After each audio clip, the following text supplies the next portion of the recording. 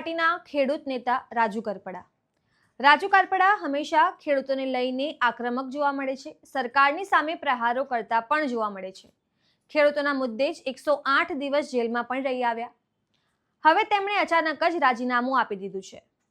એવું સાંભળવા મળી રહ્યું છે. ચર્ચાઓ છે કે ગોપાલ ઇટાલિયા અને રાજુ કરપડા વચ્ચે મતભેદ હોવાને કારણે રાજુ કરપડાએ રાજીનામું આપ્યું છે. હવે આ જ મુદ્દે આમ આદમી પાર્ટીના પૂર્વ સદસ્ય અને કોંગ્રેસના હાલના સદસ્ય એવા કરસનદાસ બાપુ ભાદરકાએ પણ પોતાની પ્રતિક્રિયા આપી છે. નમસ્કાર, હું છું ચંદ્રિકા પુત્રી નિરાલી. તો આવો સાંભળીએ કરસનદાસ બાપુએ શું કહ્યું. કરસન બાપુ નમસ્કાર, નિરાલી વાત કરું છું ન્યૂઝ પોર્ટલમાંથી. જી નમસ્કાર બેન. બાપુ, જે રીતે આપણે રાજુ કરપડાએ રાજીનામું આપી દીધું છે આમ આદમી પાર્ટીમાંથી, શું કહેવા માંગુ? સત્યની સાથે રહેનારો, લોકશાહીને પ્રેમ કરનારો, ગુજરાત અને દેશને પ્રેમ કરનારો, આઝાદીનું મહત્વ સમજનારો, ખેડૂતોની સાચી ચિંતા કરનારો અને સાત્વિક રસ્તે દેશની સેવા કરનારો કોઈ પણ વ્યક્તિ ધીમે ધીમે આમ આદમી પાર્ટીમાંથી નીકળી જશે, એ ચોક્કસ છે. તમે પોતે પણ આમ આદમી પાર્ટીમાં જેમ જોડાયા હતા, રાજુ કરપડા પોતે જેલ ગયા, 108 દિવસ જેલમાં રહીને આવ્યા, પછી અચાનક એવું તો શું થયું? હવે એનો જવાબ તો રાજુભાઈ જ આપી શકશે, પણ હું ઇન જનરલ એ કહી શકું કે જે ખરેખર વેદનાને લઈને ચાલે છે, લોકહિતને લઈને ચાલે છે, એવો કોઈ પણ વ્યક્તિ, પછી હું હોઉં કે રાજુભાઈ હોય કે મહેશભાઈ સવાણી હોય કે આખું લાંબુ લિસ્ટ છે, કોઈ પણ હોય કે જે ન ટકી શકે. કારણ કે કોઈ પણ સંગઠન કે પાર્ટીમાં પરિપક્વતા, દીર્ઘદ્રષ્ટિ હોવી જોઈએ અને ખૂબ મહત્વનું એ છે કે પાર્ટી હોવી જોઈએ. આમ આદમી પાર્ટી એ પાર્ટી નથી. બીજેપીને કોંગ્રેસથી ડર લાગે છે, એટલે કોંગ્રેસના મત તોડવા માટે ઉભું કરેલું એક સરસ મજાનું ગલુડિયું આમ આદમી પાર્ટી છે અને સિંહ જેવા માણસો એમાં ન રહે એ સ્વાભાવિક છે.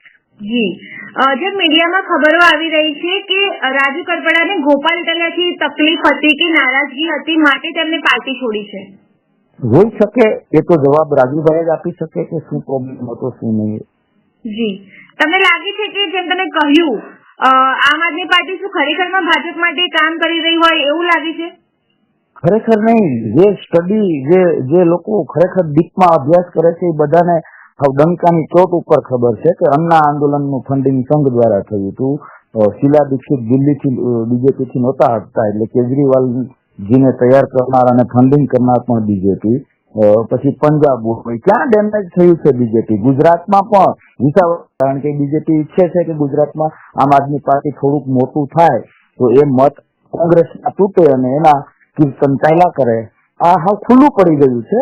પણ તમારા માધ્યમથી હું એક ગુજરાતી અને દેશપ્રેમીને દંડવત કરીને વિનંતી કરું છું કે આવી ખોટી રાજ રમતોમાં પડ્યા વગર આમ આદમી પાર્ટી તરફ આકર્ષાય વગર ખરેખર ખેડૂતોને અને તળિયાના લેવલનું હિત કરવું હોય તો કોંગ્રેસે જે દેશ માટે ભોગ આપ્યો છે, દેશ માટે જે ઇતિહાસ આખો જોઈએ અને જે કંઈ કર્યું છે એ બધું યાદ રાખીને એ આખા પ્રવાહને કોંગ્રેસ તરફ હું તમારા માધ્યમથી આમંત્રિત કરું છું. સર, મારો છેલ્લો પ્રશ્ન છે, લાગે છે આવનારા સમયમાં હજી આમ આદમી પાર્ટીમાંથી ઘણા લોકો રાજીનામા આપશે?